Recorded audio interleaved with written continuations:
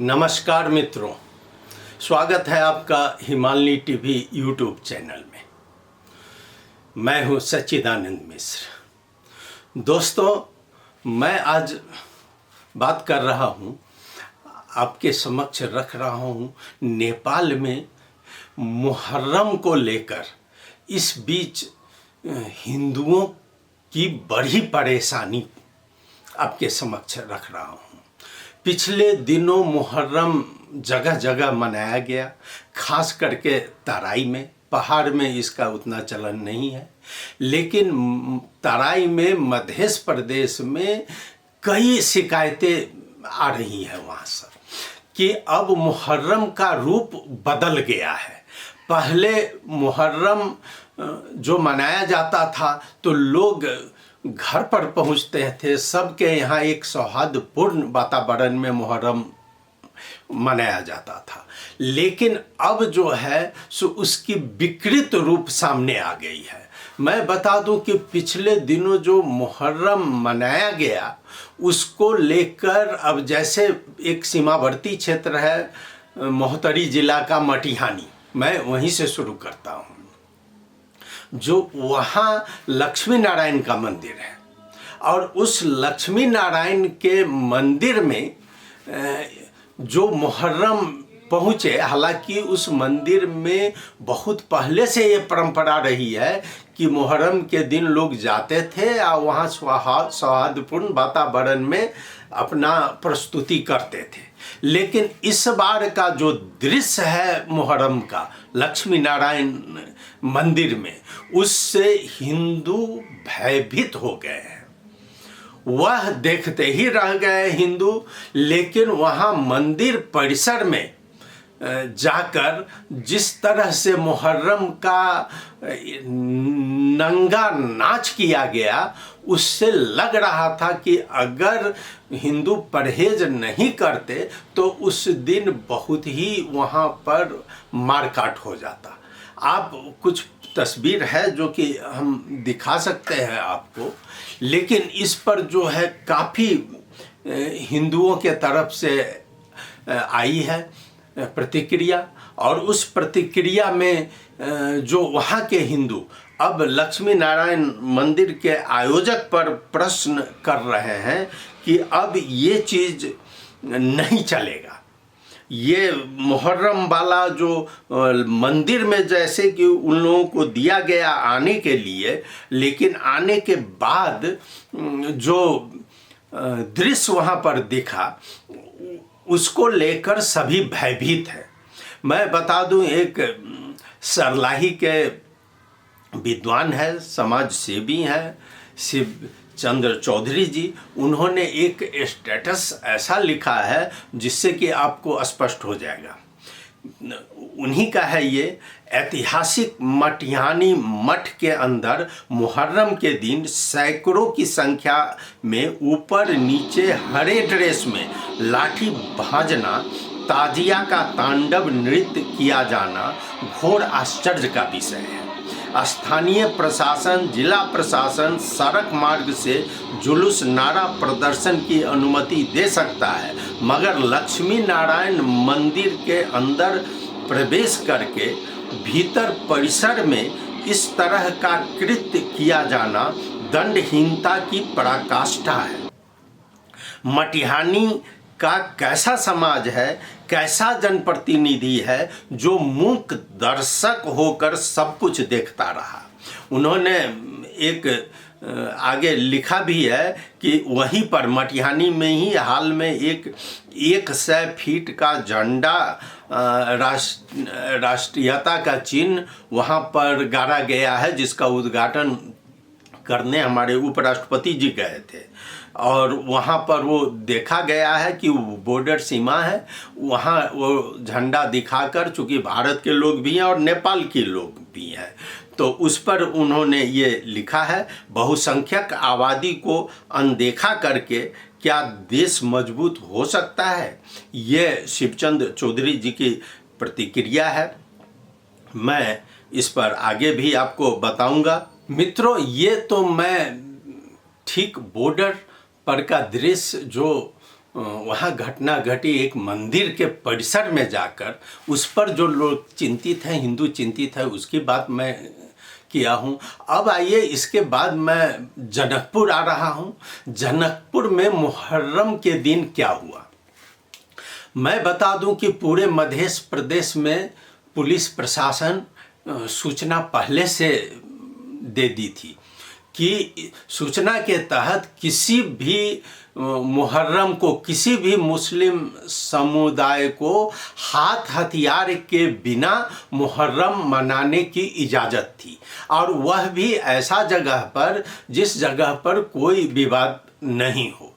लेकिन जनकपुर में जो हुआ वह देखकर यह लग रहा है कि शायद अब मुस्लिम समुदाय ये दिखाना चाहते हैं कि अब हम लोग पीछे नहीं रहेंगे, और जितना अधिकार तुम्हारा है उतना ही अधिकार मेरा भी है। ये हो सकता है, वास्तव में अभी संविधान के तहत तो वो है ही, लेकिन ये अधिकार नहीं उनको दिया गया है मुस्लिम वासियों को, जो वो हाथ हथियार लेकर और जो हिंदू का धर्म स्थल है वहीं पर जाकर हाथ हथियार भाजने लगे, खुला तलवार लेकर घुमाने लगे, और इससे जो है सो हिंदुओं में चिढ़ पैदा हो। यह एक प्रकार की साजिश है, जिस साजिश के तहत ये किया गया है। जनकपुर में पुलिस लाख रोकने की कोशिश की, लेकिन पुलिस सफल नहीं हुई। वहां पर उनको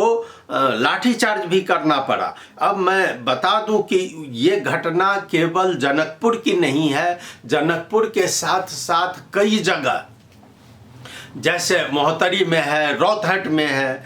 तो अब इसको लेकर, उसी घटना को लेकर हमारे यहाँ बहुत सारे हिंदू संगठन हैं, लेकिन सभी हिंदू संगठन अपना अपना अलग अलग धर्रा में बटे हुए हैं। लेकिन एक मधेश पर नज़र रखने वाली संगठन है राष्ट्रीय एकता अभियान। तो राष्ट्रीय एकता अभियान, ये विनय यादव जी इसके संरक्षक हैं, इसके अध्यक्ष हैं, और उन्होंने राष्ट्रीय एकता अभियान के मार्फत यहाँ पर धरना और ज्ञापन पत्र प्रदान किया। मैं धरना का भी कुछ दृश्य आपको दिखाऊंगा कि किस तरह यह किया गया है। और उन्होंने मांग किया है कि उनका नेपाली में लिखा गया है कि मध्य प्रदेश में जारी हिंदू दमन विरुद्ध खबरदारी धरना कर रहे हैं इसकी, और सभी को चेतावनी दी है। पुलिस प्रशासन को भी उन्होंने चेतावनी दी है कि आप इस पर अगर कार्रवाई नहीं किए तो हम पीछे नहीं रहेंगे। उनका साथ देने कई नेतागण इसी में है,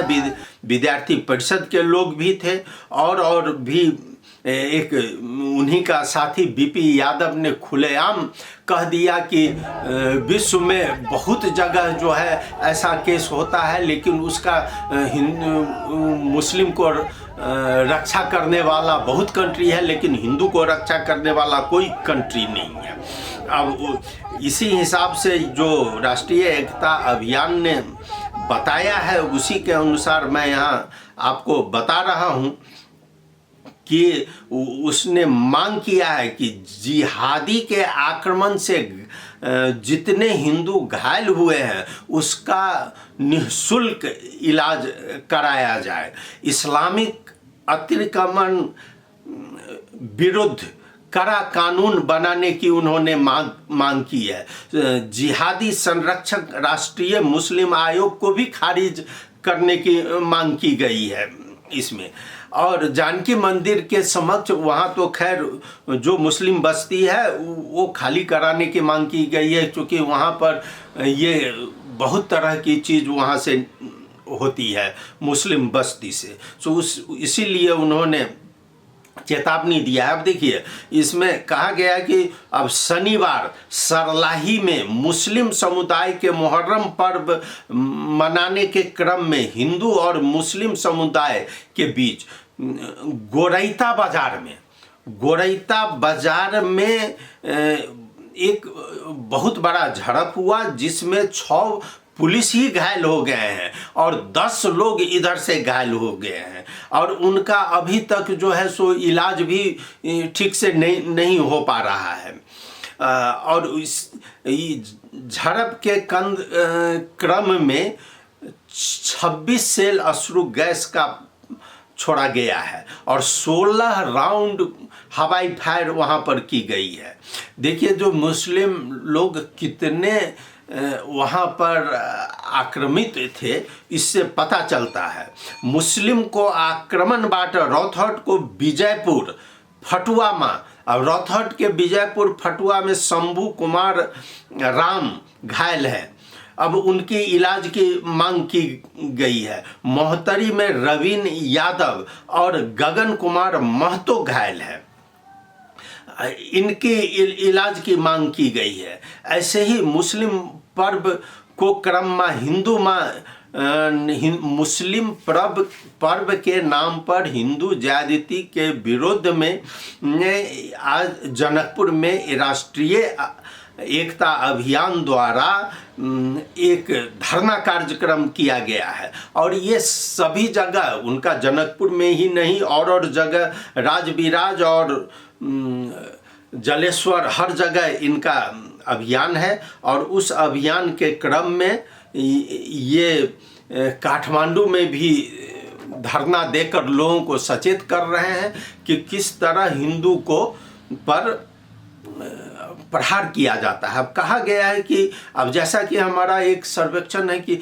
पहले बहुत ही शांत चल रहा था, लेकिन अब देखा जाता है कि ये कहाँ से कहाँ की उसकाहट है और किसी की उसकाहट से ही मुस्लिम लोग आगे आ रहे हैं। इसमें सभी मुस्लिम नहीं है, लेकिन कुछ अवांछित तत्व इसमें है।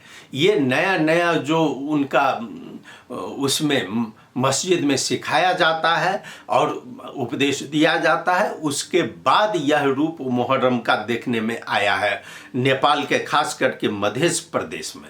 अब इस तरह इनका हौसला ऐसे बढ़ रहा है कि हिंदुओं को कैसे क्रश किया जाए ये सोच रहे हैं। और हिंदुओं को क्रश करने के क्रम में ही एक और घटना आ रही है रौतहट से ही कि इसनाथ नगर पालिका 9 डुमरिया में श्मशान घाट जो सार्वजनिक जमीन था उस श्मशान घाट को लेकर ये मुद्दा आगे आ रही है।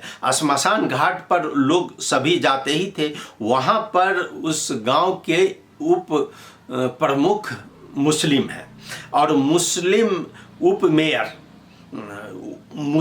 उप मेयर ने उनका एक साथी ने वहीं पर एक ज़मीन खरीद के अपना मकान बना लिया है। तो अब जहां मुर्दा जलाया जाता था वहां पर वो मकान बनाकर दोनों की मिली भगत से वो श्मशान घाट को वो कैप्चर करना चाह रहा है। वहां पर पिलर बहुत सारा प्रमाण है उसका जो कि वो दिए हैं, अभी मुद्दा भी चल रहा है, लेकिन उसको वहां पर पिलर से घेर के और उसको व्यावसायिक क्रम में लाया जा रहा है। अब देखिए वो श्मशान घाट को अगर रोका जाएगा, अब जैसे शेख नासिर का नाम दिया गया है कि शेख नासिर वहाँ जमीन घेर रहे हैं और कब्जा करने की तरफ वही बढ़ रहे हैं आगे, वैसे ही उप प्रमुख परवेज आलम है, उन्हीं के रोहबर में सारा काम हुआ है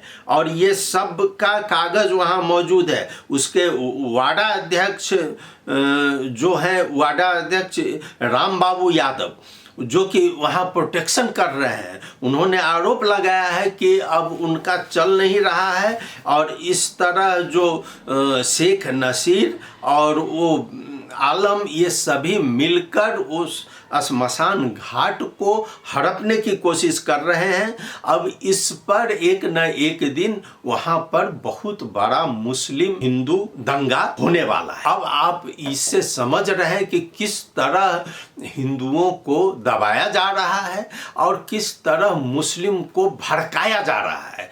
जो मुस्लिम यहाँ पर शांत थे, उस मुस्लिम को भड़का के हिंदुओं पर आक्रमण करवाया जा रहा है और वो मुहर्रम की विकृत रूप से देखा गया है, वो आपके समक्ष ही है। तो मित्रों, मैं यह बता दूं आपको, आपके समक्ष इसलिए कहा हूं कि जब एक बार महंत अवैधनाथ जब काठमांडू में आए थे तो उन्होंने ही कहा था कि अगर एक मुस्लिम कहीं मरता है तो 50 राष्ट्र उसके लिए खड़ा हो जाता है, लेकिन एक हिंदू अगर मरता है तो उसके लिए बोलने वाला कोई नहीं है। अगर एक हिंदू बोलता है तो उसको दमन करने वाला हिंदू प्रशासन ही है जो कि कर रहा है। तो नेपाल से हिंदू राष्ट्र तो छीन लिया गया और छीनने के पीछे, हिंदू राष्ट्र जाने के पीछे यही मुस्लिम कंट्री और कुछ पश्चिमी कंट्री का हाथ है। तो उसके आज हिंदू अपनी सुरक्षा के लिए तरस रहा है और नेपाल में भी अब वही स्थिति हो रही है कि अब दिन पर दिन हिंदू और मुस्लिम का लड़ाई होगा और उसके बाद जो दंगा होंगे तो कुछ हिंदू मरेंगे, कुछ मुस्लिम मरेंगे। बेहतर है कि इससे पहले प्रशासन सजग हो और ये दंगा नहीं हो, इसके तरफ वो अपना कदम बढ़ाए। मित्रों, आपके समक्ष मैंने इसकी जानकारी दी। आपको कैसा लगा आप ज़रूर अपनी प्रतिक्रिया हमारे कमेंट बॉक्स में भेजिए और हाँ, हमारा चैनल सब्सक्राइब करना नहीं भूलें और सब्सक्राइब करके बेल आइकन दबाना नहीं भूलें। धन्यवाद। नमस्कार।